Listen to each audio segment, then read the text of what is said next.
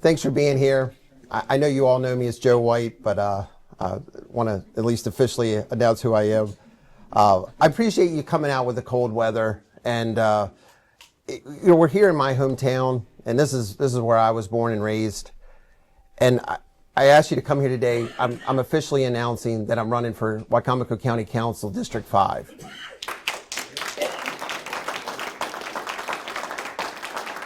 Thank you.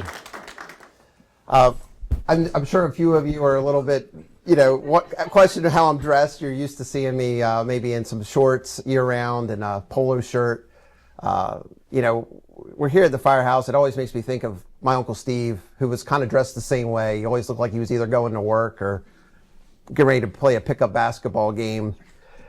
But every once in a while, even though he maybe didn't want to, he dressed for the occasion. And I think that that's really important, and I'm ready to do that. Wicomico County is facing many challenges in the coming years, and a lot of those include the fiscal health of the county, preservation of farms and natural resources, jobs, education, high taxes that we have now, and our overall quality of life. And although in the past I've never aspired to be in political office, in light of these challenges, I now feel a sense of duty to serve my community as a county councilman. I initially became involved in county government because of my dissatisfaction of youth sports. I was a volunteer in the county, and I went to my county councilman, Joe Holloway, and I echoed my displeasure. He challenged me to become involved, and I'm glad that he did, and I appreciate that you did. Some say that serving the county council is a part-time job, but it does take full engagement, and if elected, I am ready to make that commitment for the full engagement and commitment to ensure that Wicomico County has a bright future. I'll represent the values that make our little corner of Maryland such a great place to live and raise our children. County government may be necessary, but it is a poor steward of our tax dollars and almost always operates inefficiently. For instance, our property tax cap rate has come under attack from several elected officials that currently represent us. They believe that our problems are solved by throwing more money at issues, and they will increase taxes accordingly. This is a poor solution. While most of us have tightened our belts, the county government continues to grow and spend, increasing taxes and expenditures by more than 10% the last several years. While relying on state disparity grants to make up the budgetary shortfalls, and although these grants may be good in the short term, they cannot be sustained forever, particularly because the state of Maryland is under such financial crisis of its own. As such, Wicomico County is going to have to live within its means, and it has to do that without burdening the taxpayers. I'll deliver conservative leadership and transparency and rely on my extensive business experience to ensure that our tax dollars are spent judiciously, just like I would spend my own money. I will vigorously protect land rights that include the right to farm. I'll keep government overreach at bay and maintain a balance of government.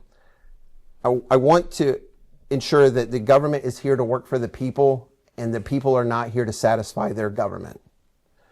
As a proud graduate of Y High, I was fortunate to receive an excellent public education, but I am concerned that our current generation of students are not being given the necessary tools to succeed in the mid-21st century. To ensure that our kids can thrive in a competitive world, we not only must improve the quality of primary education, but we must also encourage our young people to take advantage of the vocational and college education opportunities we have here in our own backyard. Well-paying jobs must be created to maintain, or at a minimum, to keep local talent here and to train them here and have them contribute to the local economy throughout their lifetime. The challenges ahead must be tackled head on and thoughtfully with engagement of the affected communities. Hasty decisions made without conducting the appropriate due diligence with the public will only lead to more waste. You may be aware that Parsonsburg is at the top of the list on the new sanitary district. And although this is an ambitious project that will take many millions of dollars and decades to complete, I do not feel we are currently represented in this process. My education and working background in environmental science will enable me to understand the many facets on this issue, and I will make certain that the taxpayers are given a seat at the table before any consequential decisions are made. Take a look at this marvelous building. I was very fortunate in 1996 as a member of the cadets here to be on the very first committee that was designed to get started to have a new building for the Parsonsburg Fire Department. We don't have a county or a town government here in Parsonsburg. So this took the folks here, the engagement here, to reach out to put this building in place. You can look at the Hall of Fame out in the hall, the list of donors in the hall, the bricks out front, and you can really get a sense for what people can accomplish without government. Our local volunteer fire departments do have an aging membership, and it would be regrettable to allow their vast knowledge and experience to be lost. Now is the time to engage a new generation of firefighters and EMTs so that we can benefit from the skills and expertise for those who have long dedicated themselves to protecting our communities. As one who comes from a private sector and successfully built several small businesses employing hundreds, it is my intention not my intention tonight to launch a political career, but my only objective is to harness my experience to improve our overall quality of life, ensure prosperity, and preserve the values of our rural character of our area. I'll dedicate these principles to my campaign. I humbly ask for your support for the Republican primary election to be held on June 23rd and the general election on November 3rd. Together we can preserve our historic past and look forward to a promising future. Thank you for coming tonight.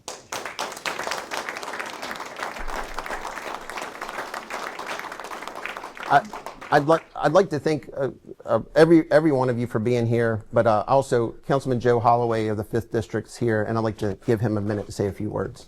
It's funny how time flies. It doesn't seem like it was 19 years ago since I was standing in front of a group of people asking for their support for my first run. Most of you know me. My name's Joe Holloway. Been on the County Council, District 5. I've held the position for 19 years. I'm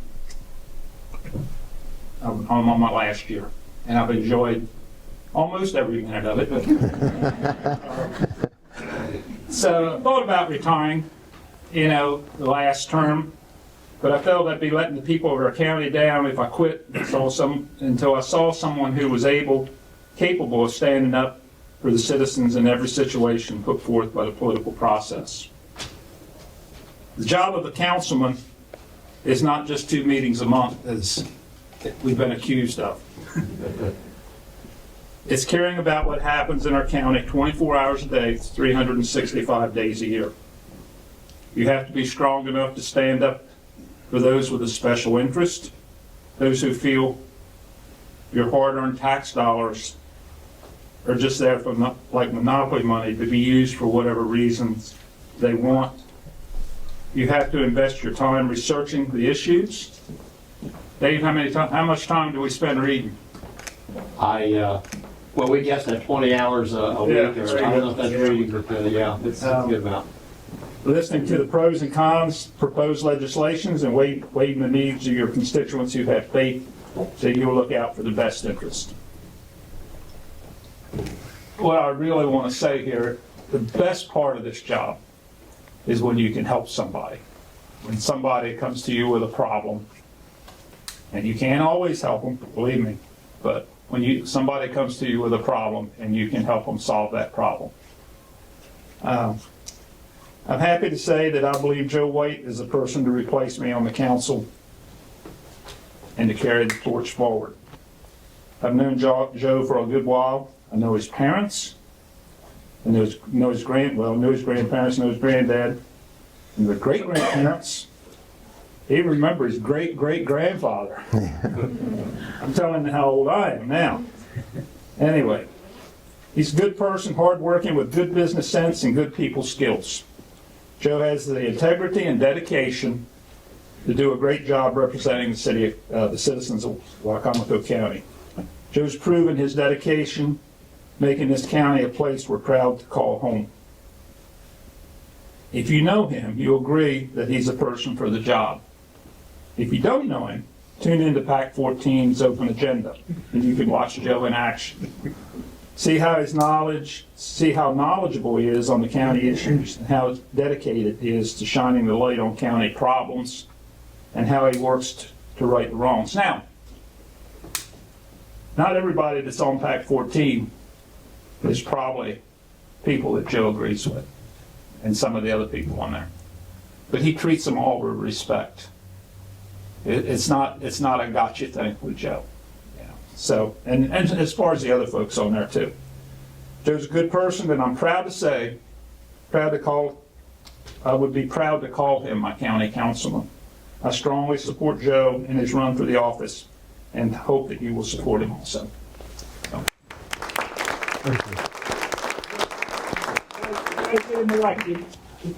So if everybody in this room goes out there and tells everybody they know, just vote for Joe, we can get it done. Thank you. Thank you very much. I think everyone in this room has my cell phone number. If you meet someone out there who's got questions about the issues, share my number. This is, like I said, I'm going to be a conservative and transparent leader. So that starts with getting myself out there. So please reach out to me, and I'll be there if you call. So thank you all.